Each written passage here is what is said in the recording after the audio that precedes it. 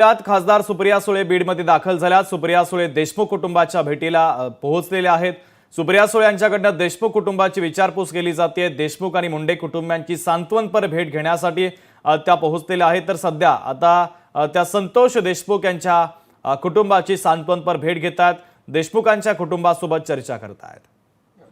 संतोष तिथपर्यंत पोहोचले आणि तिथे मग ते असं बरोबर असा पूर्ण गावाला मारून असा त्यांचा प्लॅन होता, पण तो अनसक्सेसफुल झाला। सक्सेस गाडी असल्यामुळे त्यांना गाडी रिटर्न घ्यावं लागली। गावातली पोरं होती। ज्या दिवशी आरोपी 9 तारखेला जी घटना झाली त्या दिवशी आमच्या गावाल्याने सांगितलं होतं की आरोपीचा फोन चालू आहे 12 वाजता। रात्री पण होता, रात्री सुद्धा फोन चालू। त्या दिवशी सुद्धा पोलीस प्रशासन फक्त म्हणत होते मी अंत्यविधी करा, आम्ही आपण हुडकू,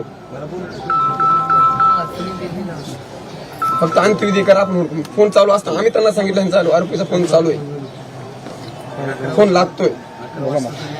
ज्यावेळेस माझ्या काकाने फोन लावून म्हणजे सांगितलं की माझ्या भावाचं असं असं झालंय, तुम्ही पकडा, ते फक्त इतकंच सांगत होते की ह्या टायमापर्यंत तुमचा भाऊ 20 मिनिटांमध्ये घरी पोहोचेल, आम्ही सोडवतो।